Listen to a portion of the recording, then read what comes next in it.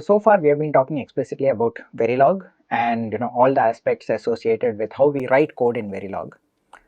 Now I'm going to take a slight digression out here where we are going to talk about an aspect which is very critical to designing good digital circuits, which is understanding timing. Essentially what we are talking about is the physical world has limitations, right? Actual logic gates are made out of transistors or switches of some form or the other, and they are connected by wires. What that means is we are talking about voltages, and as you know, voltages cannot switch instantaneously, right? There is always the notion of capacitance, C dV by dt cannot be infinite, right? So I cannot have an instantaneous change in voltage at any point in a real physical circuit.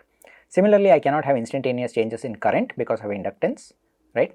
So those two combine together and say that yes, ultimately I have impedances associated with the circuitry that I am actually using inside my hardware, which are going to slow down the rate at which my signals transition.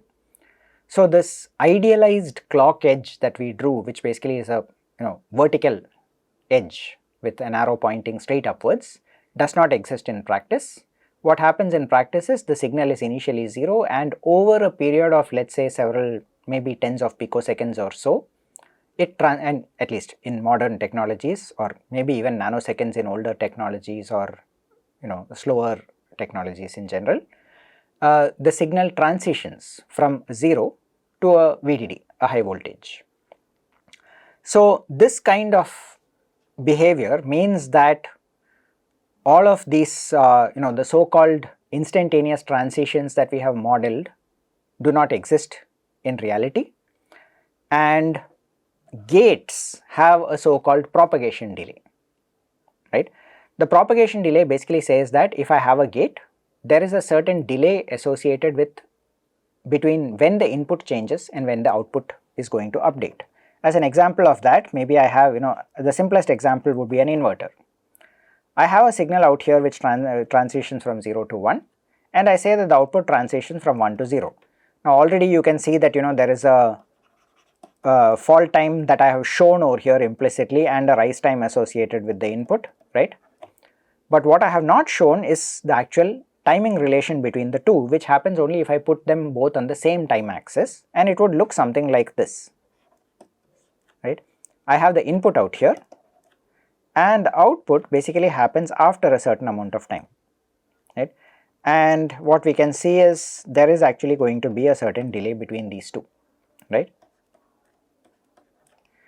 Now why does that happen? As I said, that happens because as this input starts rising, there are certain changes in the voltages at the transistors that are being used as switches. At some point one transistor turns on, another one turns off. The net result is that current starts to flow and it slowly charges up a capacitance. All this takes time, which means that by the time the output has finally had a chance to fall, it has taken a certain amount of time, some delta t out here, which I call the propagation delay of this NOT gate or inverter. Now simple enough for an inverter, there is only one transition, but I could think of it as any other gate as well. Let us say I have an AND gate, right? I have two signals out here. I have, let us say, this input x, y and the output z. So if I have these three signals, I have x changing from 0 to 1, I have y also changing from 0 to 1, and it turns out that only after both of them have changed from 0 to 1 can I then think of z changing from 0 to 1, right? This by itself is not going to result in a change in z, only the last change in y is going to result in this. So the propagation delay basically becomes between this and this. The way to look at it is, what was the last point at which all the inputs became stable and stopped changing? From that point, how much time do I need to wait until it is guaranteed that the gate is not going to change any further? Okay, so this is sort of the worst case delay through the gate. That is the definition of the propagation delay of a gate, right? And we'll be building on that in order to understand how larger circuits actually have delays associated with them. Now digital circuits, as I said, have a rise time and fall time. For a large part we will be ignoring these parameters in our analysis at least. What we cannot ignore is what is associated with flip-flops. There is a notion of something called the setup time, the hold time, both of which are sort of constraints on what when the signal is allowed to change.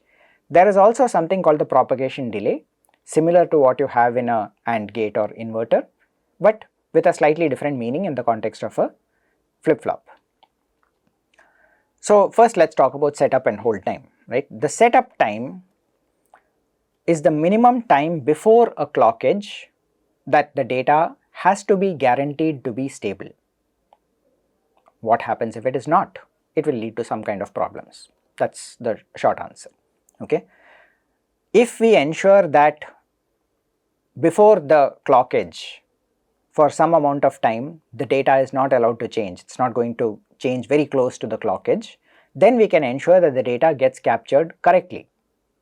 Correctly meaning that whatever was that unchanging value goes through properly into the D flip-flop. And therefore the data must remain unchanged during that setup window, right? And violations of this can lead to what is called metastability, which I will talk about a bit more in a moment. The hold time is interesting. It actually says that, look, even after the clock edge has come, right, there is a certain amount of time for which I still need to hold the input and not let it change. It's sort of saying that, you know, somebody has walked through a door, but don't let the door slam shut immediately after that, because maybe they have their luggage coming after them or something like that, right? Essentially it's saying even after the person has walked through the door, don't be in a hurry to close the door. Wait for a certain amount of time until you are sure that the person has actually got completely through the door before you close it.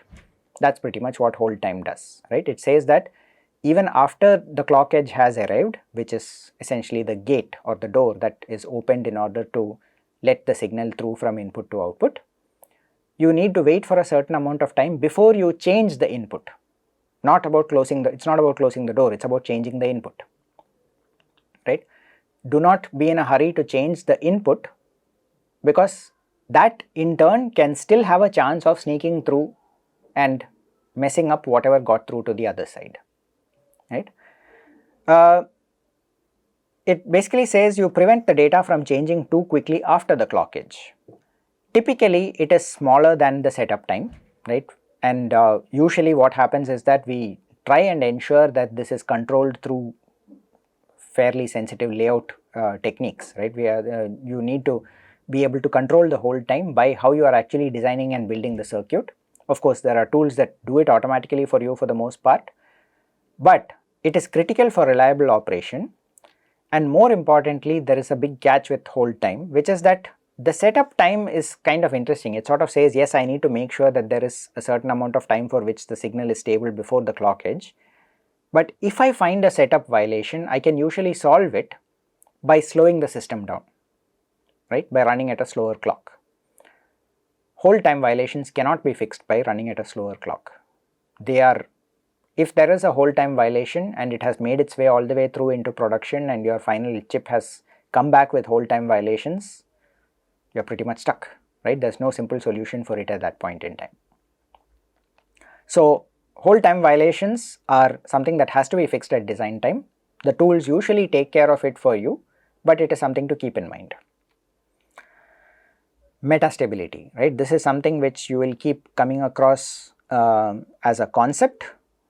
The bottom line is, you know, actually understanding what metastability is requires you to go into the details of how the transistors work and, you know, getting into a little bit of detail of how the circuits are implemented in practice. But at a high level, what it means is that it effectively refers to an unstable state between valid logic levels, right? And what it says is that potentially, and think about inverter, right? If I have something like an inverter, if I have my input at 0, my output is always at VDD. If my input changes from 0 to 1, my output is going to change from 1 to 0. During this window out here, right, I can potentially say that, hey, you know, there's something wrong, this is neither 0 nor 1. And same way at the output, it is neither 0 nor 1, right? But that's a very well defined window. All that is happening is I'm just transitioning from one to the other, and once my input becomes stable, my output is with a certain delay also going to become stable. Metastability is something stronger than that. What it says is, let's say that I have a flip-flop, I have a clock, I have an input and I have an output, and let's say that I take my clock signal and I transition over here, and if I end up taking my D signal and changing it somewhere out here, right. If the D signal had changed here from 0 to 1, I know for a fact that the Q should become equal to 0. It will just have, or rather if the D signal had changed to 1 over here, I know that at the clock edge it would have got sampled as a 1 and come through cleanly as a 1 at the output of Q. If it had changed here, that's also fine, because it's changed after the clock edge, that's not a problem. I can still make sure that the last value that I saw at the clock edge was still a 0, and therefore Q remains 0 for this cycle as well. The problem is when it changes in this window out here. At this point Q doesn't know what to do, right, and it is potentially possible that it can take a very large amount of time, right. This amount of time that it takes in order to settle to either 0 or to 1, unknown which one it will go to, is also unpredictable. That is essentially what metastability refers to. What has happened is something has changed within a window out here close to the clock edge that was not supposed to happen, and because of the way the internals of the circuit work, because of the way the transistors are connected and so on, there is a potential possibility that this Q gets stuck somewhere in between and can take an arbitrary amount of time to settle into one of these two states. It will eventually settle into either 0 or 1 state. It's not going to remain forever at VDD by 2, right? But we don't know how long it's going to take. In practice, this very long time is actually quite short. It's probably on the order of several nanoseconds or so, right? But it is enough that potentially you might have a scenario where you get a signal that doesn't look like either a 0 or a 1, at least for a few clock cycles. So this unstable state between valid logic levels is a problem. Now the output could potentially oscillate. Now what I've shown over here is it's not really oscillating, it's just sort of taking its own sweet time to go to either 0 or 1, but it could potentially even start oscillating and then eventually settle to one of those. Although the nature of digital logic is such that the moment it goes towards one side or the other, it's pretty much a feedback loop that just pushes it in that direction. So oscillations as such are unlikely, but taking an arbitrary amount of time to settle is definitely possible, right? And it of course usually happens when setup or hold times are violated. Now as I said, what is the cause of metastability? It usually happens when data changes during the setup or hold window, or input signals are too close to the clock edge. Another scenario where it can happen even with careful design of your circuits is when you are crossing clock domains, right? That is to say, you have a signal which is maybe coming in from outside your chip with a different clock or without a clock at all, and you need to now synchronize it with the clock that's there in your system. It can be a serious problem. It can potentially propagate through multiple stages of your circuit if you are not careful. There are fortunately ways of handling metastability, and the most common one is using something called synchronizers. Synchronizers are usually a cascade of multiple flip-flops which have been set up in such a way that this kind of metastable operation is not allowed to go from one flip-flop to another. If at all one flip-flop becomes unstable or metastable, the second one at least ensures that the output is fixed, it is stable, it does not have this notion of fluctuating between different values. It remains at one value or the other until the first flip-flop has had a chance to make up its mind, right? So synchronizers are related to the idea of pipeline stages, which once again we will probably look at a later point in time, but do come up in certain scenarios. From the design point of view, timing constraints, which again we will look at in detail quite a bit later, not immediately, because right now we are still absorbing the notion of timing, but timing constraints are a way by which we can convey to the compiler that yes, there is an issue here, make sure that you don't sort of violate the setup and hold times, okay. So metastability is an important concept, but as far as we are concerned, it just boils down to one thing: do not violate setup or hold time, and more than anything else, read your timing reports and make sure you understand what's happening out there. Setup and hold time was what I was talking about all this while, but as I said, flip-flops also have this notion of propagation delay, and in the case of a flip-flop, that's usually called the clock to output delay, right? Because as you know, the output of a flip-flop changes based on when the clock edge arrived, not when the input changed, right? So I can't really talk of an input to output delay, I can only talk of a clock to output delay. And this is usually sort of the notation that we use for it is the so-called TCQ, that is the clock to Q, okay.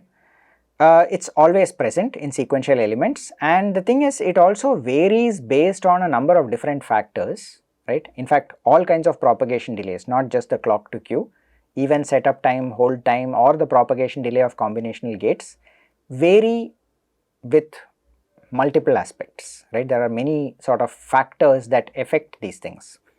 One of them is temperature, another one is operating voltage, and these are what are called environmental conditions, right. This last one here, loading conditions, is design. It basically tells you depending on how many sort of gates are hanging off the output of one particular gate, that increases the load on that gate and could affect the delay on it, right. Process variations refers to the fact that while manufacturing in a fabrication facility, right, you actually have this problem that you might have some kind of variability, maybe the quality of the water changed slightly, or the purity of the chemicals was like slightly off in one batch of the manufacturing versus another, right, and that could result in very slight changes from one chip to another. But temperature and voltage are so called environmental variations, and the interesting thing is you might already have come across this, for example, where you see, for example, that there is a notion which is not very popular these days but used to be a big deal several years ago, called overclocking processors, right. So you could, for example, take an Intel or an AMD processor and try to overclock it. What overclocking usually does is it says that, let's say your processor is allowed to go up to maybe 2 gigahertz, can I actually run it at 3 gigahertz? Now fundamentally the only thing that needs to be changed is I need to go in somewhere into my hardware and change the PLL and change it to generate a 3 gigahertz clock frequency instead of a 2 gigahertz clock frequency. Interestingly, PLLs can actually be controlled through software, and the BIOS that is present in your computer would probably actually have allowed you to go in there and change something like that, right. So the point is that the moment you do something of that sort, your system starts to heat up because you are running at a higher frequency, and if that happens, it actually turns out that higher temperatures are bad for propagation delay. They actually make the circuit slower, right. So very often what would be done in such cases is people would then try to do things like cooling using water, right, not by literally dunking in water, but water cooling, where you actually have like water pipes which are taking away the heat from the radiator sinks that are present on the hardware. So by excessively cooling, or even liquid nitrogen in certain extreme cases, right, people by using that kind of cooling, they are able to bring the temperature of the circuit down, and by doing so they are able to run it at higher and higher speeds because the propagation delays reduce at lower temperatures. So these are environmental conditions, there are process conditions, there are loading conditions, all of which affect these delays. For now what we are going to do is just assume that there is a concept of a delay, and all that we want to do is understand how we should account for it while designing. So the bottom line is, how does it affect your design? It impacts the maximum operating frequency, and it is part of the so called critical path timing, right. We have to consider it while doing timing calculations, and it can also vary between flip-flops. Okay, so this is a diagram just to sort of illustrate the setup and hold time before we get on to the idea of the path delay in a circuit, right. So if you look carefully at this diagram, what you will notice is that I have drawn the clock signal in the middle, the data, the D input is here and the Q output is here. This is a flip-flop with data being the D input, Q being the output, and the clock signal is of course a clock signal. So I just have one passage that I am showing out here, right, and what I have drawn is, you can see that there is one window out here in the data that I have marked as valid, right? And this is usually what's called the capture window, right? And what the capture window refers to is the fact that during this time I need to ensure that the data does not change, right? That's all that I care about. I mean, I really don't care whether it was a 0 or a 1. I'm not really talking about correctness at this point. All that I care about is if it changes anywhere in this window, there is a possibility that the output becomes metastable and I do not get valid output for an indeterminate amount of time. But as long as I guarantee that during this window the data does not change, then whatever data was seen at this point corresponding to the clock signal will show up at the output after a certain delay. So there is still a delay associated with from the clock to the queue, that is the TCQ delay. Now how do I get this window? It's a combination of the setup time, which is basically before the clock edge, and the hold time, which is after the clock edge. One way of looking at it is to say that I just combine the two together into a single window, but it turns out that because I need to sort of let the setup time happen before the clock edge, it actually plays a part in when this data needs to become stable and therefore impacts my clock frequency. The hold time, as we will see later, actually does not impact the clock frequency. I just need to make sure that the data cannot change during this window,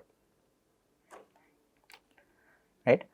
Now with all of this in place, there is a notion of something called a critical path in a circuit. The critical path essentially says this is the longest combinational path between a pair of registers, right?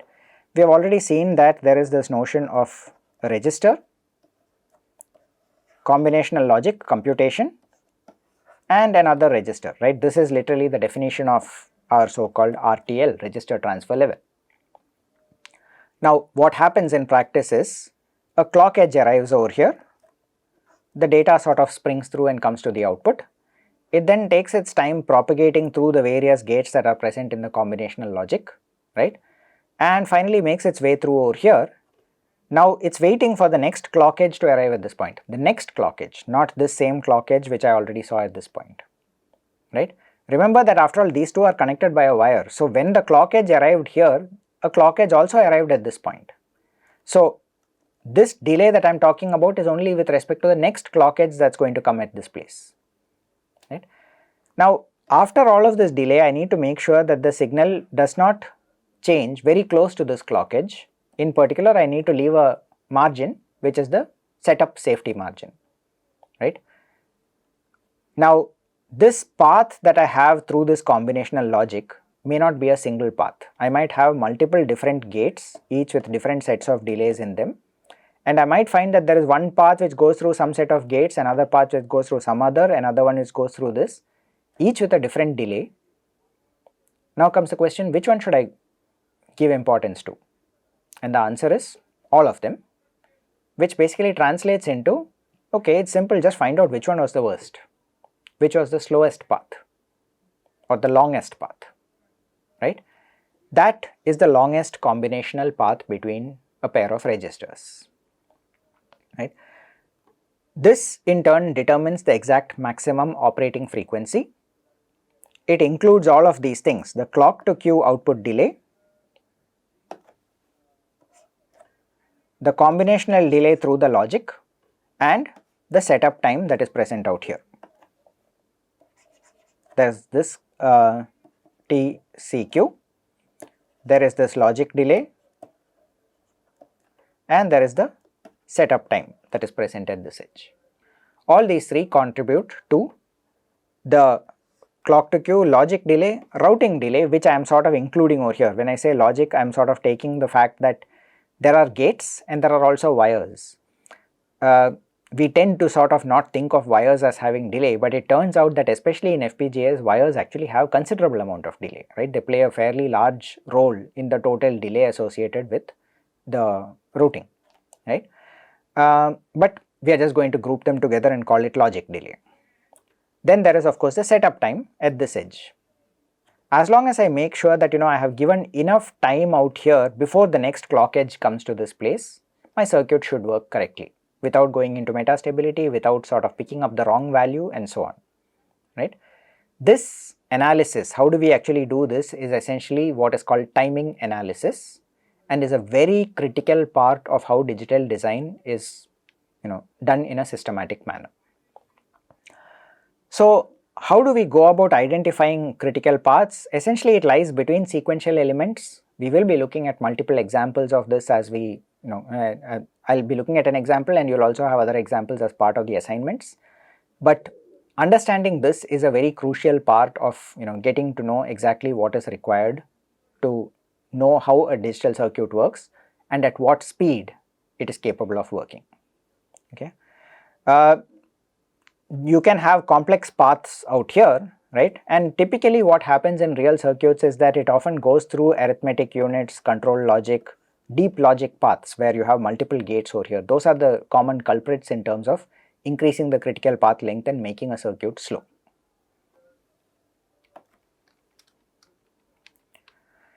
So this is an example of what in terms of a timing diagram, what the logic might look like, right. So just to sort of reiterate what I showed you in that picture there, this is the clock, right, and the clock is basically a signal that's just being propagated to all the flip-flops that are present in the circuit. I have a source flip-flop, it has some input. The important point is after this first clock edge, that input sort of made its way through to the output. This is the output of the source flip-flop, right. Now at the bottom here I also have a destination flip-flop. Obviously that destination flip-flop would also have had a certain value at this point. It would also have got updated to something out here. I don't know what it is, I am not bothered about it, I am going to ignore it for now, I just leave it as I don't care. What matters to me is what happened ever since this path came over here, right. So my circuit looks something like this. I have source, I have destination. I have the same clock connected to both of them and I have three pieces of logic A, B and C between these connected to the output out here. Okay. So what does it look like now? Basically what I am saying is with this scenario, I have taken a certain amount of time TCQ, maybe 1 nanosecond or maybe half a nanosecond or 300 picoseconds, whatever, some number out there, right. After that I can safely say that this value at the output of the source flip-flop is stable and valid. Now what happens? It has reached this point, the logic, it now needs to progress through this logic A. Maybe it's an inverter, right, or maybe it's an AND gate with some other inputs that are already stable, which means that from the time that I have reached over here, I now need to start counting how long does it take me to get to this point. That is my logic 1 delay. Now I have reached here. Now I need to proceed through B, that is my logic 2 delay. I need to proceed through C, that is my logic 3 delay. So at this point I have reached over here, which is pretty much the input of the destination flip-flop. I am not done yet because I need to now make sure that I leave a safety margin, which is the setup time for that flip-flop, before I hit the next clock edge. Okay. So this is what I have drawn here is the exact minimum timing that I could have, which still guarantees that the circuit will work correctly, right.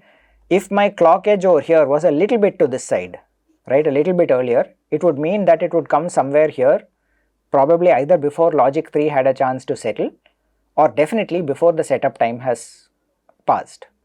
On the other hand, if this clock edge was over here, I am perfectly safe, right, because what has happened is that my setup time has passed and then I have left a certain amount of time before the actual clock edge arrived. Okay. So the bottom line is I have left this setup time, and since I left that setup time, as far as the destination flip-flop is concerned, it now samples this logic 3 and says, okay, I will take the value from here and copy it into this place. Now that dependency actually comes from the clock edge and not from when logic 3 settled. So the delay is basically once again the TCQ of that other flip-flop. The frequency, once we have done an analysis like this, is determined by this expression, right. If I have a time, if I have a clock, right, and I say that the minimum value of the clock period is given by this total delay, which basically comes out to TCQ plus T logic plus T setup, right? Then I can say that the corresponding frequency, because this is the time period, this is the minimum time period that I have. Therefore, 1 over that basically gives me the maximum frequency. So when you hear about someone saying that there's this processor that works at 2 gigahertz, what it means is there are flip-flops inside the processor, there is combinational logic inside the processor, but every single path, there are millions of them, right? There are millions of these paths because many millions of them, because there are literally possibly hundreds of millions of transistors, maybe even like in hundreds of millions of potential flip-flops and a similar number of gates, which means that the number of paths is actually not necessarily just limited to the number of flip-flops, right? The number of paths could be much larger than the number of flip-flops that are available. What you have done is you have basically somehow managed to do an analysis across every single one of those paths and guaranteed that the total delay, the TCQ, plus the delay through each of the gates and the setup time coming into the next flip-flop is less than 500 picoseconds or half a nanosecond, right? That's the only way in which you can guarantee that your circuit ultimately works at 2 gigahertz. If you say that it works at 1 gigahertz, then okay, you had this entire delay should be 1 nanosecond. If you want something to work at 100 megahertz, this total delay needs to be not more than 10 nanoseconds. Okay, so there are good reasons why FPGAs, for example, do not go to gigahertz kind of frequencies. It turns out that the delays and the routing delays and so on are generally larger on those than they are on custom made circuits. And also running things at extremely high frequencies tends to consume more power and generate heat and have other kinds of problems of its own.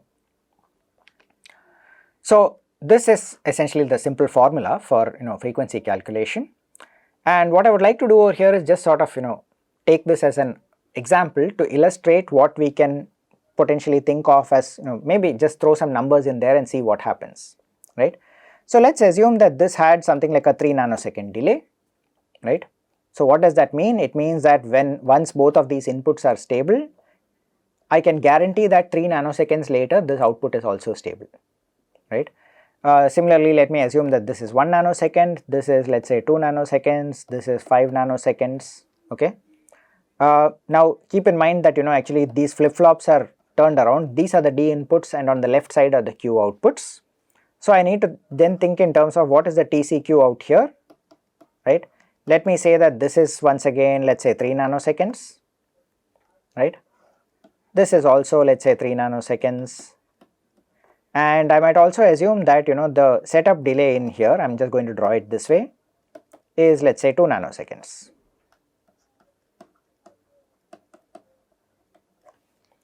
Right? Now what we can do once we have something of this sort is I need to start looking for paths.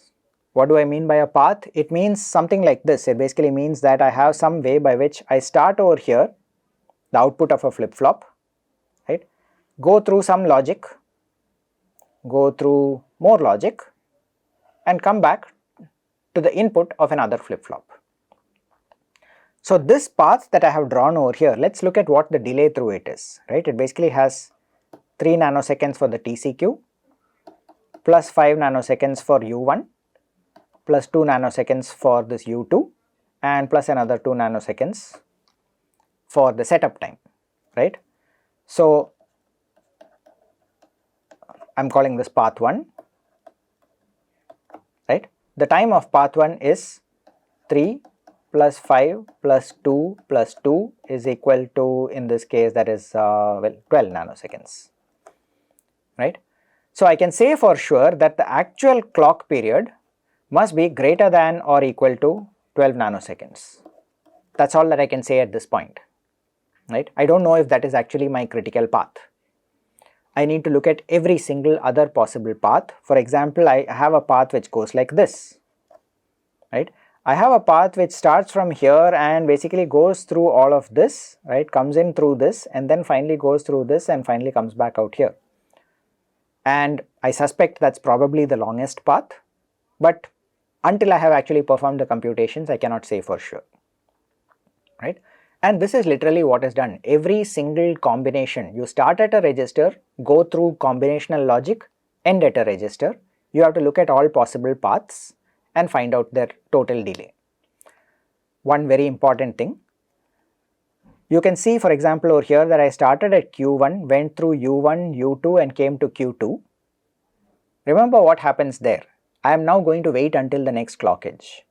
So I am never going to say, okay, no, I reached Q2, let me continue going through Q2 and then U0 and then U3 and U2 and then back to Q2, right? You do not pass through flip-flops as part of your timing analysis. You start at a flip-flop, you end at the next flip-flop. Anytime you end at another flip-flop, you stop. That's your timing path. But you have to consider all possible such paths. It is possible like Q1 through U1 and back to Q1 itself, that is a valid timing path, right? The fact that it ends back at the same flip-flop is irrelevant. As far as the clock edge is concerned, what it has done is it has divided the input and the output of the flip-flop into separate parts. I start at the output of the flip-flop and I end at the input of the flip-flop. Yes, that is still a valid timing path, okay? Now, therefore, if we walk through all of these, what we will find is that there are multiple such paths, and in this particular case, as I said, TCQ, this 3 plus the 3 for U0 plus or rather let me put it this way, Q2 plus U0 plus U1 plus U2 plus Q2. Right, which basically says this plus 5 plus 2 plus 2, right, which is basically 15 nanoseconds is most likely the longest path that we have. So this basically tells me that the actual time period must be greater than or equal to 15 nanoseconds. So I have two things out here, right? I need to choose, am I talking about this or this?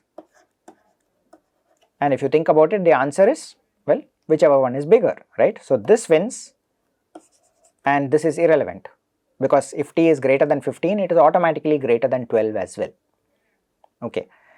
Now, there is also an additional thing that you might have noticed, which is that the circuit also has certain inputs and outputs, and there are paths that start at the input and go through to flip-flops. For the time being, I am going to ignore this part, right? We will get back to it later because it is also an important part of how we set constraints on how circuits work. But for now, the first important thing is to understand that when you have registers and you have paths from one register to another, how exactly does the timing analysis inside the circuit work?